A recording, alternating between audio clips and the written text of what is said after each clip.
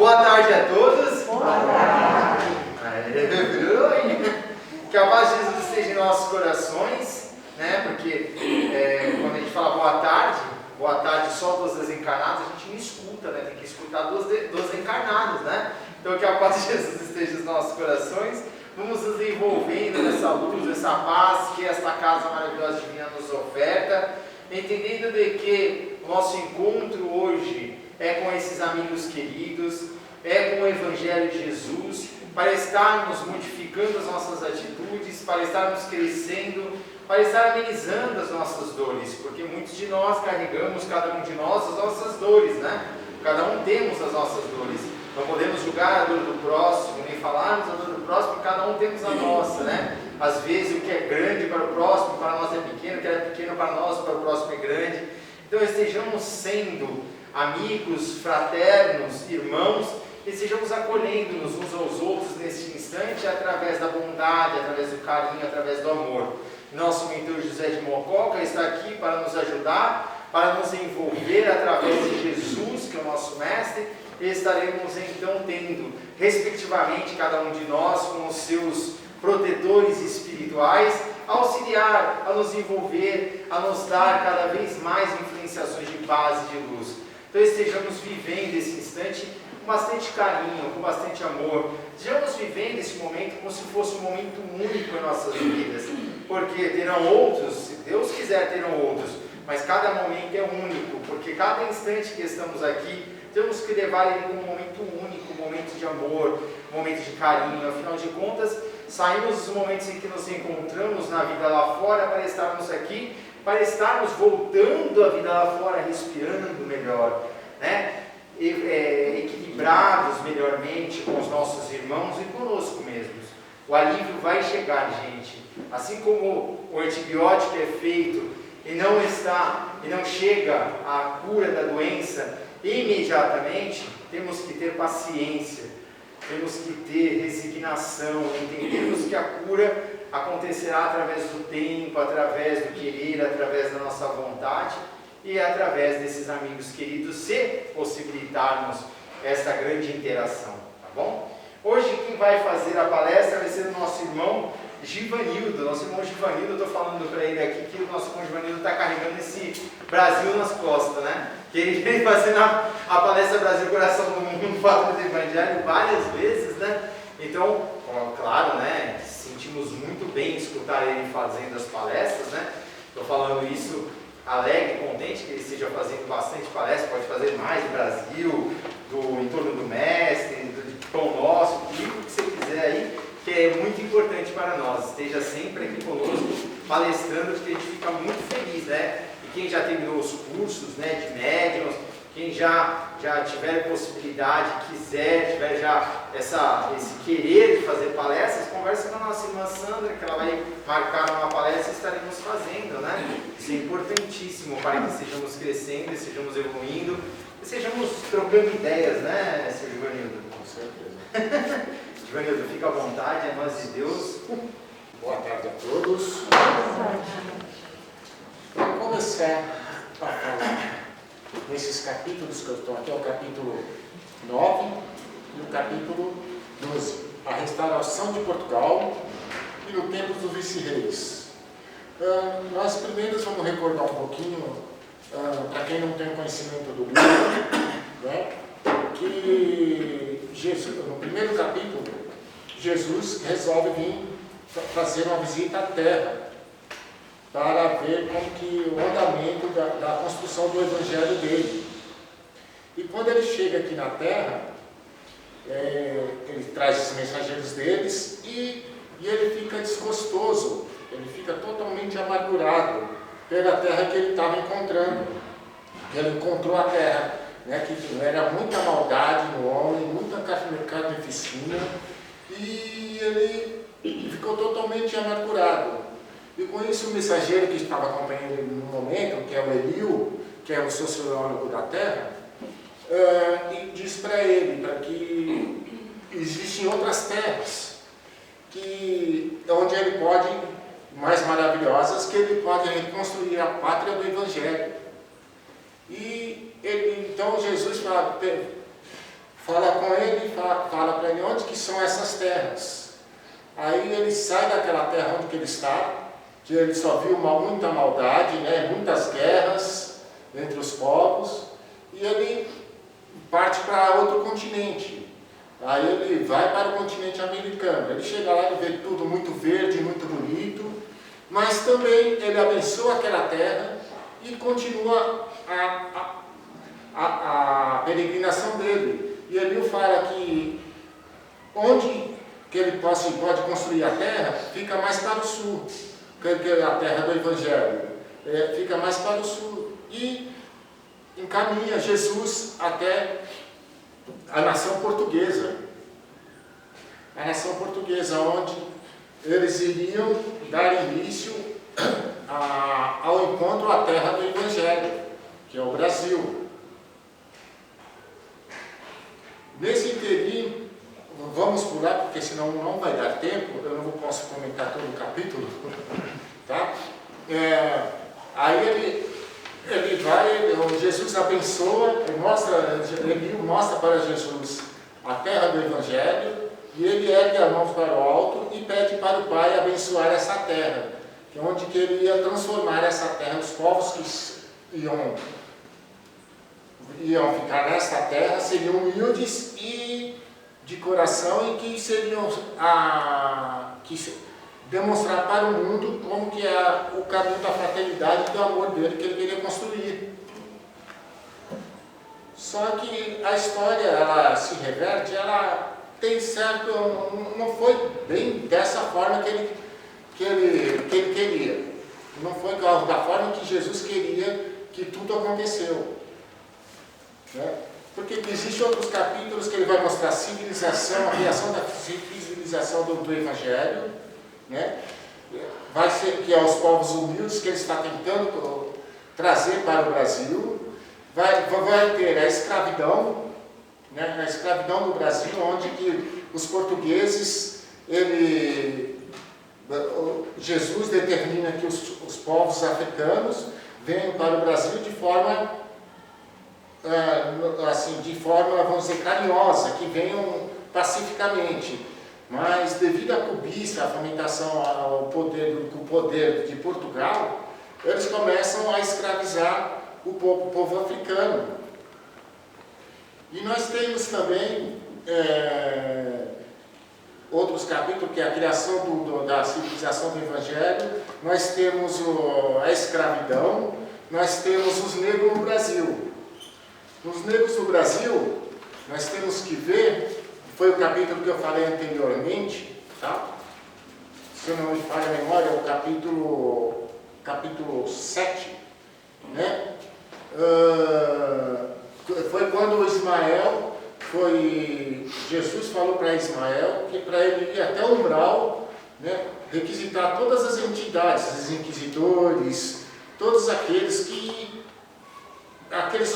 como diz a palestra do Haroldo Dutra, ele fala que ele foi pegar as piores espécies para trazer para o Brasil, né, para poder restaurar, para poder criar a pátria do Evangelho. Aí Ismael ele levanta a bandeira de Jesus, né, que chama-se Deus, Cristo e Caridade, onde os negros que estavam escravizados, né, e ele traz os jesuítas, que também lutam atrás dos jesuítas brasileiros, tá? Que veio de Portugal para o Brasil, mas eles que trabalhavam no Brasil. Eles também lutavam a favor dos índios e dos escravos, onde os colonizadores, devido também ao poder e cobiça, eles escravizavam todos os negros, né? Sendo que foi Portugal que iniciou esse tráfico de negros no Brasil, né? E Jesus também ficou muito amargurado com tudo isso que estava acontecendo, que não foi dessa forma que havia planejado a construção da terra do Evangelho, onde os índios e negros eram escravizados, e o poder do ouro, o poder da cobiça do ser humano estava em alta naquela época, né? Nós temos também, na construção do Evangelho, a invasão holandesa, onde os holandeses eles foram programados pela falange de Ismael para que viessem invadir o Brasil de forma de invasor para conter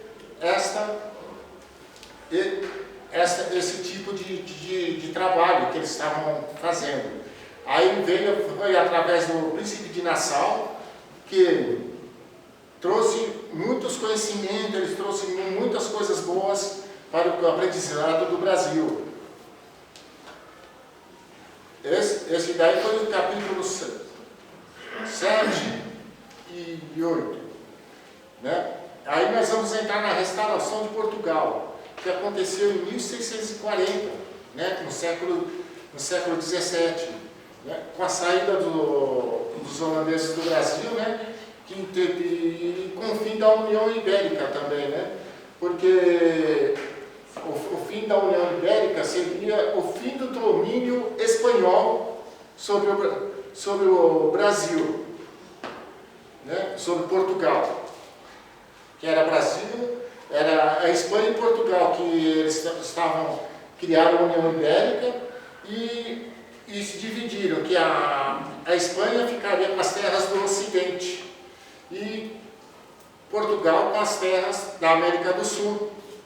E com o fim da União Ibérica, né, e fim do domínio espanhol sobre Portugal, com a fim da saída da Espanha, Portugal entra em decadência. Ele fica sob o comando do rei Filipe, né, III da Espanha, né, que também era um rei perdulário. Ele entrega ao seu reinado ao Duque de Lerma, né?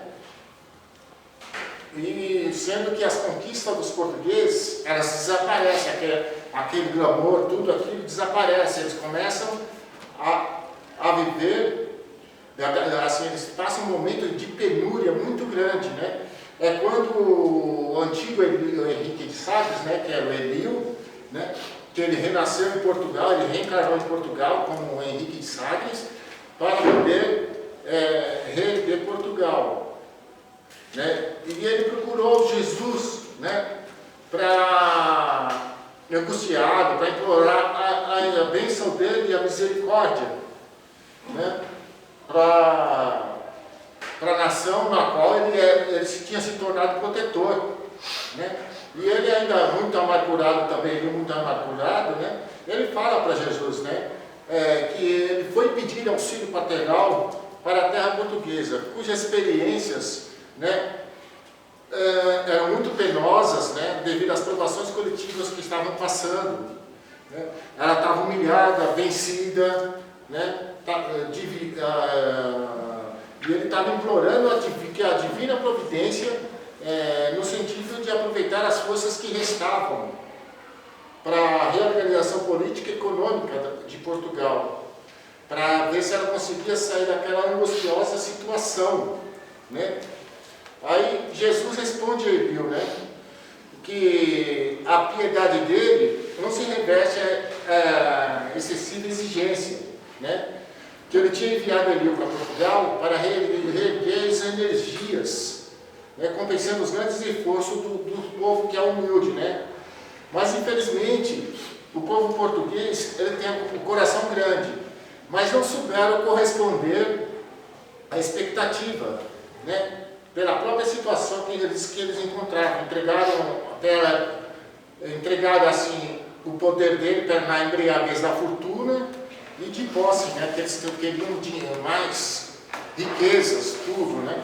E aí, depois de ele ter ajudado Vasco da Gama a concentrar o caminho das Índias, né, as forças portuguesas eles fizeram a visita, receberam favores da cidade de Calicut, né? E depois de receber esses favores, eles regressaram de volta à cidade e bombardearam a cidade, fazendo o maior derramamento de sangue nessa cidade. E no Brasil, né, que Jesus tinha determinado a pátria do Evangelho, eles introduziram o tráfico né, de homens livres, né, obrigando Ismael e sua falange a despender o maior esforço possível para que não corrompessem os seres humanos a essas iniquidades que estavam ocorrendo, né? E em Lisboa, o que eles fizeram? Eles entraram com a Inquisição. E a Inquisição se espalhou pelo mundo, onde que todos os males possíveis estavam fazendo em nome de Jesus, né? Então, aí Jesus fala para ele que o que era para ser de brandura e fraternidade, eles simplesmente eles determinaram a Inquisição, né? Aí Eliu, ainda constrangido, né, com tudo que o Jesus estava falando, né? Aí ele fala assim: é verdade, Senhor, né? Ele fala amargurado. Quando o primeiro português aprisionou nas Ilhas Canárias os escravos para vendê-los aos brancos da Europa, ordenei que fossem imediatamente repatriados, enchendo seu coração de amargura e depois de tanto entusiasmo após o descobrimento da terra do Evangelho, né? Aí ele disse para Jesus também que a pátria que ele tinha confiado a Eliu tinha muito aprendido com essas experiências dolorosas, onde suas riquezas estavam sendo pilhadas, né, pela pirataria do século, o povo se achava esmagado pela alta dos impostos e seus filhos sendo humilhados. Aí ele pede piedade a Jesus, né, por tanta miséria, né, que o coração dele estava cheio de infinita amargura. Aí ele fala para Jesus: permita, Senhor, que possamos restaurar as forças políticas a fim que ele cumpra as vossas sábias determinações, né? Sábia e justa determinação para fortificar a terra do Evangelho. Aí Jesus explica para Eliu: esses sentimentos dotarão, né, os portugueses, eliminando todas as impurezas para conhecer a concepção da brandura e né, para que possa corresponder os esforços da edificação das pátrias dos ensinamentos de Jesus. Aí Jesus diz, né, com vosso apoio, Eliu diz a Jesus, né, Senhor, com vosso apoio e com vosso amparo, esperamos reorganizar a restauração de Portugal com os tronos descendentes de Dom Afonso, o Duque de Bragança, que detém a maior fortuna de Portugal com mais de 89 mil vassalos. Imagine a quantidade de pessoas que há. 89 mil pessoas dentro de um recinto, o domínio deles como que eram, né, dos reis lá, né? Aí ele fala que o plano dele constará a alargação de agrupamentos espirituais sob a direção combinada com a falange de Ismael, no sentido de intensificar o pensamento cristão em Portugal, né? E projetando mais novas realizações aqui para o Brasil, que é a pátria do Evangelho. E ele diz ainda que os apelos deles se estenderão aos companheiros encarnados que se encontrarão nas cortes espanholas, nas selvas americanas, para levantarmos as bandeiras de Ismael sobre todas as frontes com sublime legado e do vosso coração compassivo e misericordioso. Aí Jesus responde bondosamente para Eliu, né? Sim, você vai realizar tudo isso com a minha bênção, efetuando a ação espiritual conforme idealismo. Mas ele teme, por entanto, que existem coisas que ainda fazem necessárias, né? Jesus não acha que a Casa de Bragança esteja preparada espiritualmente para a realização desse trabalho, né? E ele reconhece que tem pesada treva que invade atualmente toda a atividade política da terra, né? Aí Jesus também diz para Jesus diz para Eliu, né, que Emil vai ter que se esforçar para amparar Portugal os grandes deveres que assumirá nos próximos séculos, desde que nos próximos séculos, né?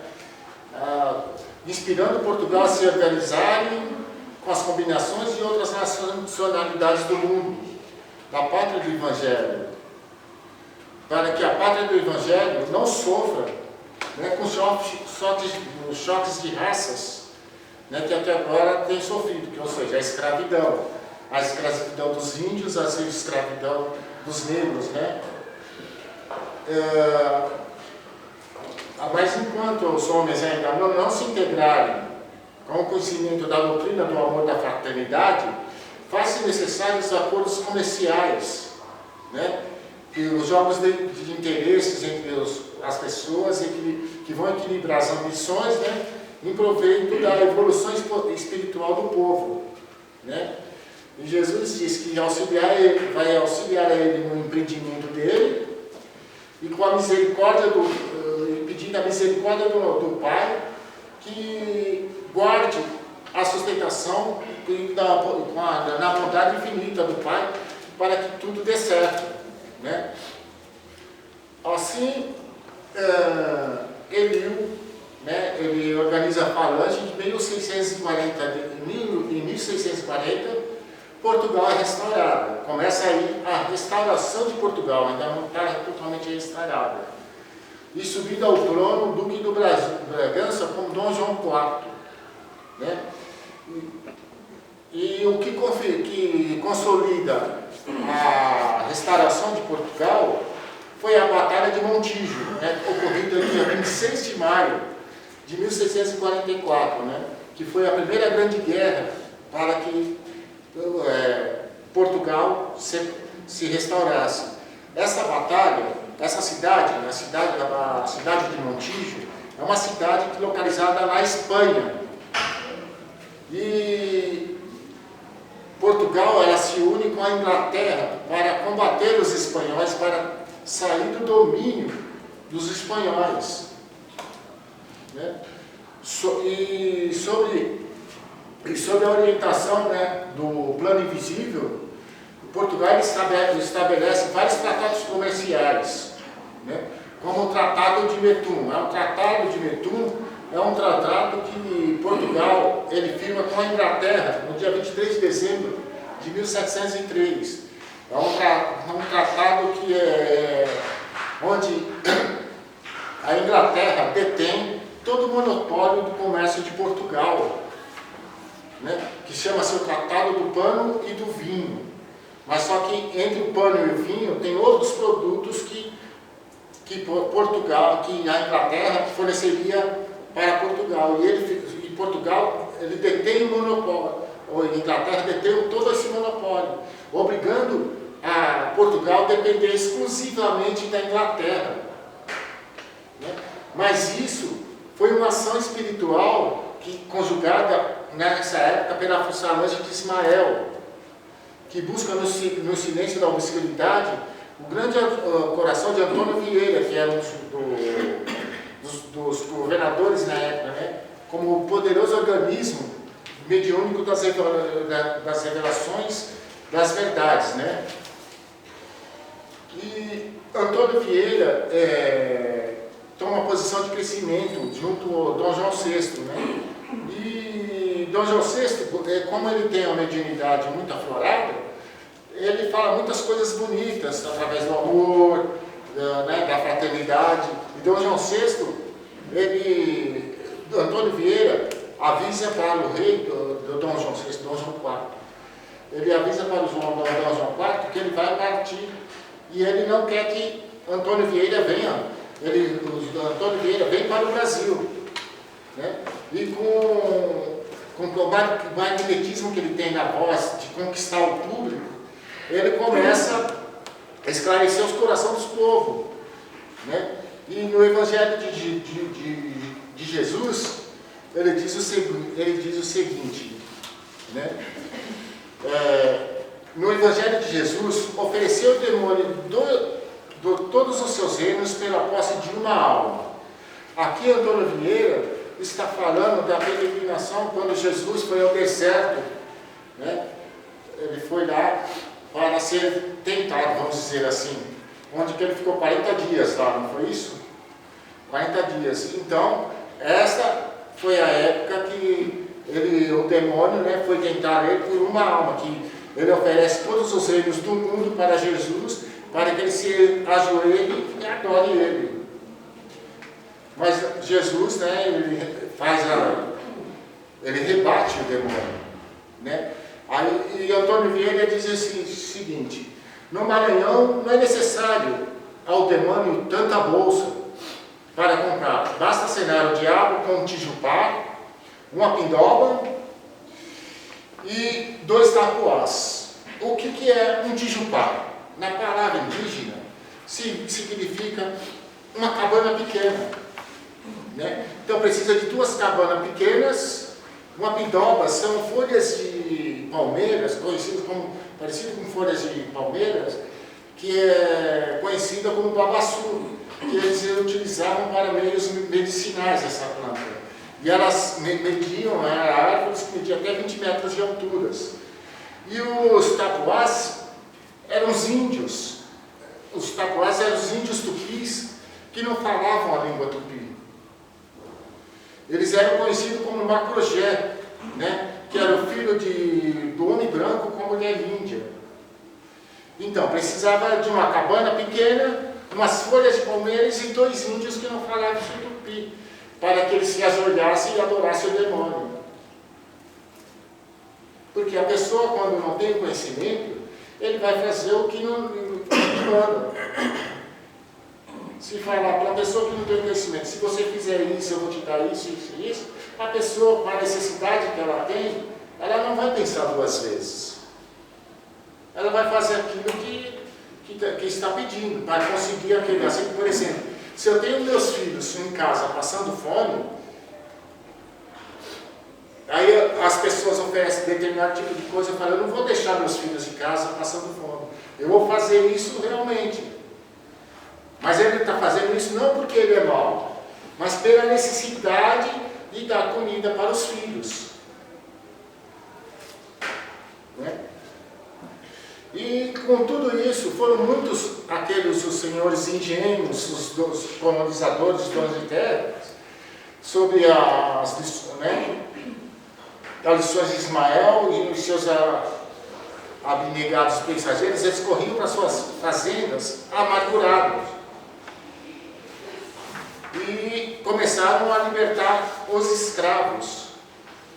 E durante esse tempo, nós tivemos aí, durante esse período, nós tivemos a entrada das bandeiras. As entradas das bandeiras, o que era? O início das capitanias hereditárias, que também houve muita carnificina, os índios sendo os escravos. Foi o tempo em que a falange de Ismael escolheu bandeirantes, né, de Fernão Dias Paz, para que ele tomasse uma providência com relação ao que estava ocorrendo.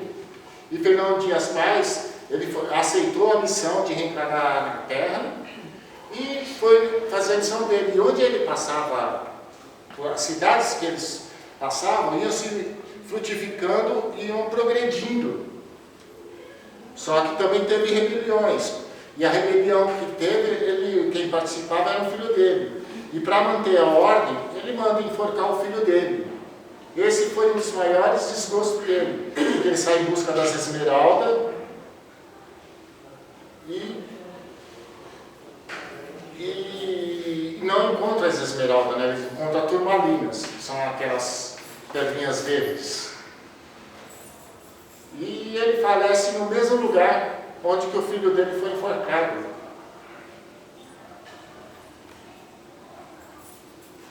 Seguindo a isso, nós temos o movimento nativista. O movimento nativista é justamente a continuidade das capitanias hereditárias, né? Onde os colonos tinham o poder de tudo. E os escravos continuavam sendo escravizados, os índios continuavam sendo escravizados também. E o rei também de Portugal, na época, era muito perdulário. Ele só pensava em construir templos, igrejas e gastando tudo. E Os países estrangeiros parabenizavam ele com relação a isso. Depois de tudo isso, nós vamos entrar agora no Tempos dos Vice-Reis, no capítulo 12, né? Que diz que durante esse tempo, a ação espiritual das falanges de Ismael, reunindo esses esforços elevados, reconstruíram com energias, né, a portuguesa e intensificaram mais o coração da pátria irmãs. Quando ele fala o coração da pátria irmã, ele não está falando de Portugal e Brasil. Ele está falando de Portugal e Inglaterra. Ele está falando de Portugal e Inglaterra, que através do Tratado de Netum, né, a Inglaterra, ela se consolidava com os seus poderes marítimos, né, e aí, depois dos grandes feitos, né, de Portugal, Espanha e Holanda, que isso daí era que Inglaterra ajudou Portugal a desvencilhar de todo esse pessoal aqui, da Espanha, da Holanda,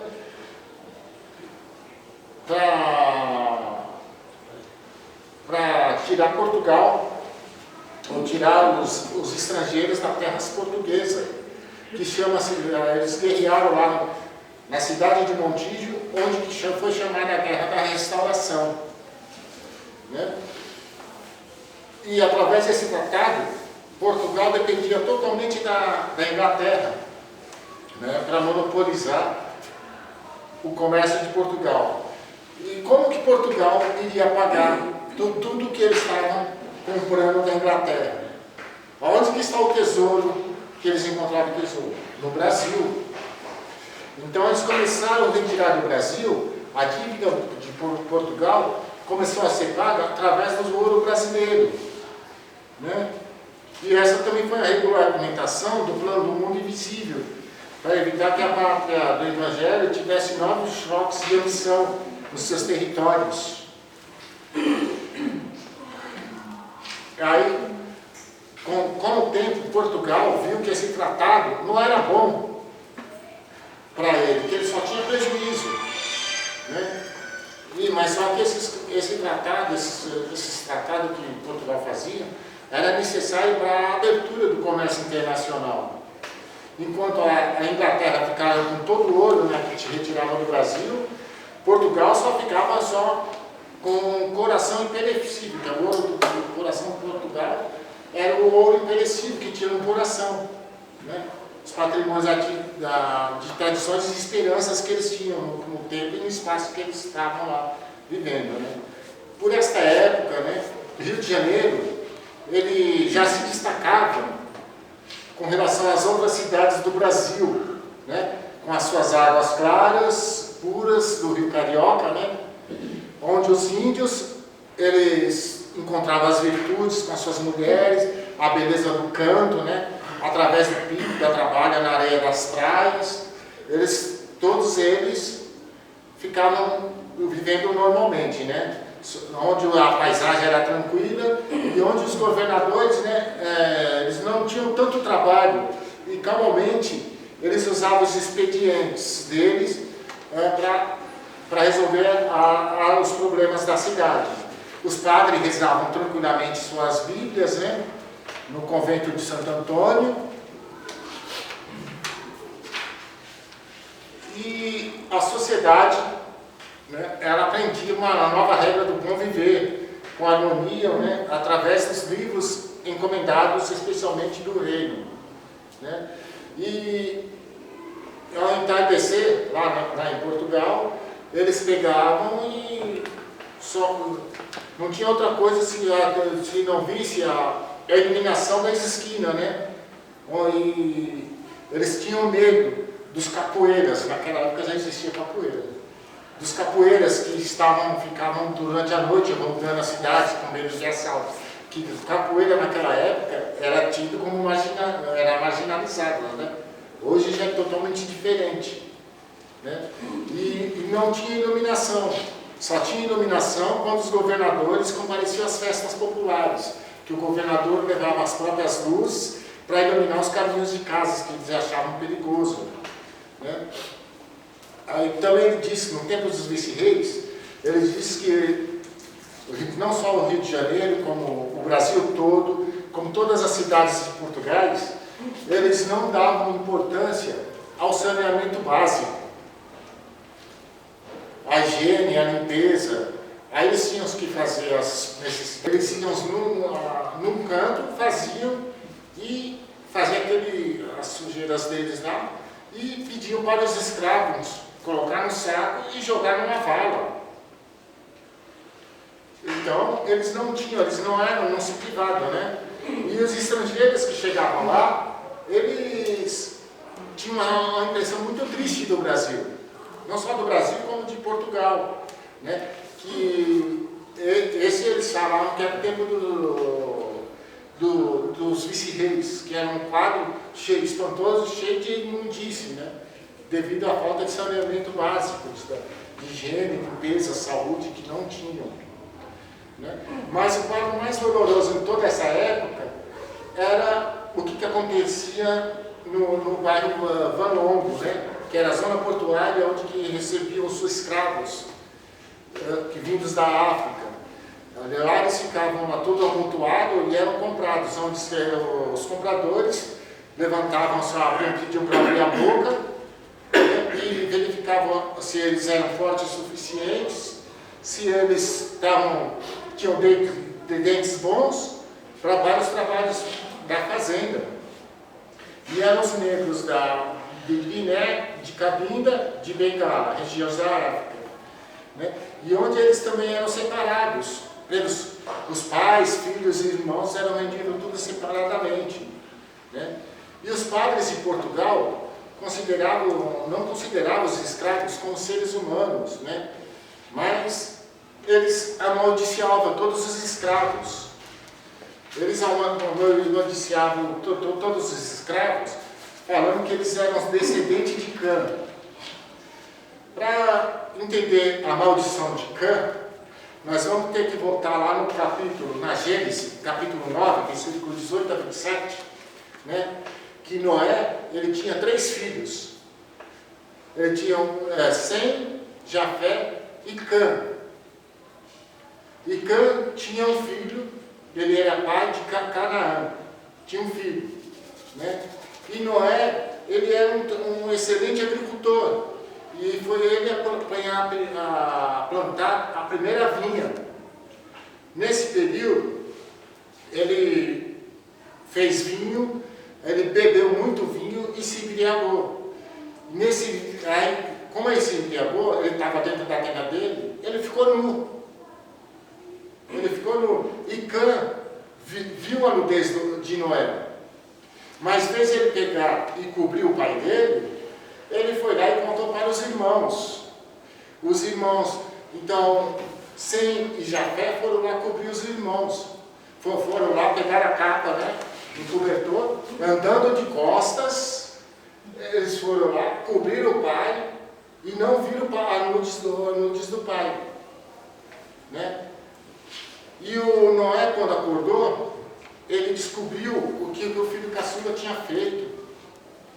Né? Aí ele disse o seguinte: maldito seja Canaã, escravo dos escravos, será para seus irmãos os servos dos servos. Disse ainda: bendito seja o Senhor, Deus de Sem, que seja Canaã seus escravos, que amplie Deus e o território de Jafé. Que habite ele nas tendas de Sem e seja Canaã seu escravo. Mas por que Noé, ele não amaldiçoou Cã, ele amaldiçoou o neto? Porque quando Deus abençoou todos aqueles que estavam na arca, ele tinha abençoado Cã. E o que é abençoado naquela época não podia ser mexido. Então ele amaldiçoou o neto, que a partir daquele momento ele seria escravo dos escravos, porque ele não podia fazer nada contra Cã. Por isso que eles falam que é a maldição de Cã, a descendência de Cã, nessa época aqui, né?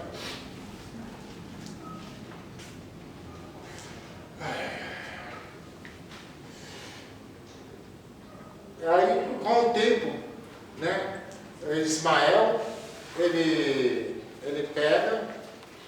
começa a trabalhar assim, de forma, a força invisível, em cima dos padres, né? E os padres começam a mudar os pensamentos. Devido à fala de Ismael estar trabalhando, tentando mudar a inspiração deles para que defendam os negros, né?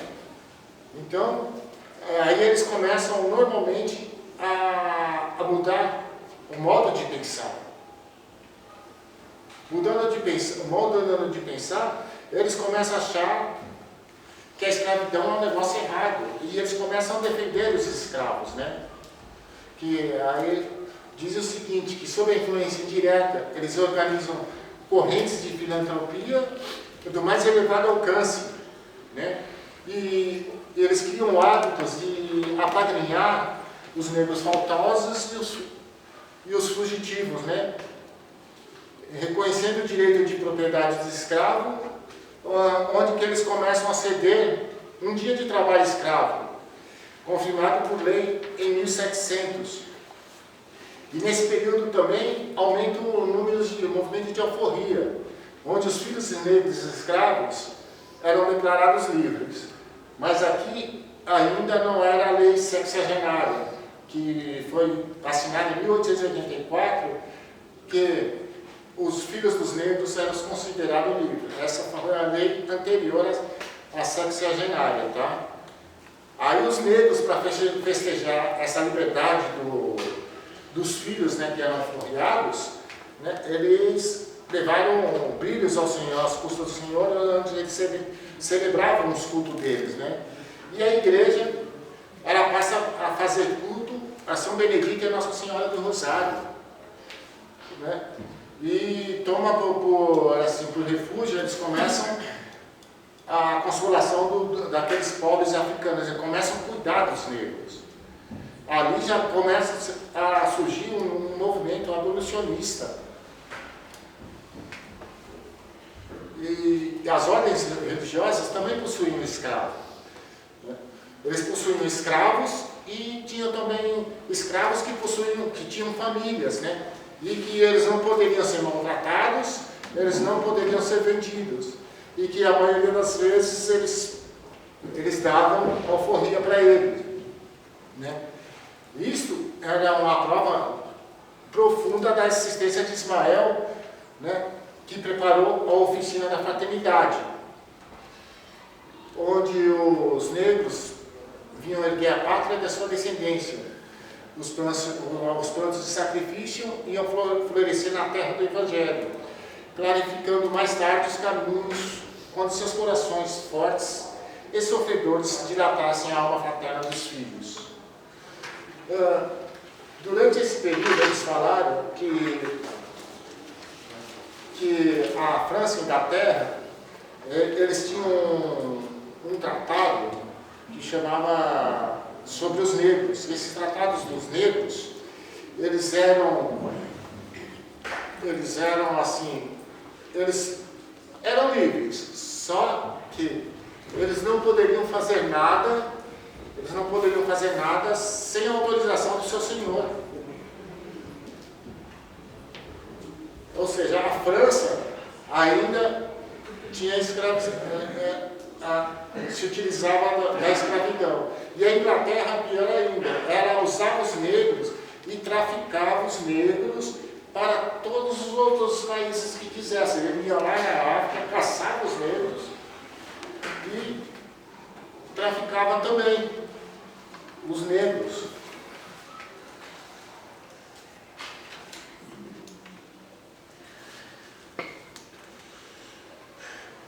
Então, nós temos que ver, tá vendo? Todo esse trabalho de Ismael, de Eliú, para a construção da pátria do Evangelho, aí nós temos que ver o que nós estamos fazendo pela pátria do Evangelho. O que está ocorrendo conosco? mediante tudo isso, né? Nós temos que ser mais, vamos dizer assim, ter o lema da caridade, para que possamos ajudar. Ajudar não só a nós mesmos, mas ajudar o nosso semelhante. Isso daqui é interessante porque é uma lição muito bonita e linda, porque isso aqui nos diz como foi sacrificado construir a pátria do Evangelho. Então nós temos que manter isso. E como que nós vamos manter isso? Através da caridade, através do nosso ensinamento, plantando uma semente naquelas pessoas que não têm conhecimento. Por que tudo isso? E é interessante que todos os povos precisavam passar por isso. Eu não sei o que eles fizeram para passar por isso. Diz a lenda que em tempos atrás eles eram judeus. Eles eram judeus que também eles fizeram a mesma coisa que Hitler fez no Holocausto. Mas isso eu não posso confirmar se é a veracidade disso. Estou falando que é uma lenda, tá? Então, o que nós temos que fazer? Nós temos que sempre olhar o próximo, ajudando, beneficiando sempre. Apesar que é difícil a gente querer ajudar o próximo, né? Que nosso orgulho, a nossa vaidade, não deixa. Não deixa. A gente tem que eliminar o orgulho, a vaidade, o egoísmo, para que possamos passar cada dia, ser melhor um pouquinho, né? Que isso também não acontece de uma hora para outra. Todos nós estamos em fases de aprendizado. O que devemos fazer? Temos que olhar para dentro de nós mesmos, para ver o que cada um precisa fazer. Nós sabemos, mas não fazemos. Então, olhemos para dentro de cada um e vamos procurar ser cada dia melhor. Era isso que eu queria falar. Muita paz a todos.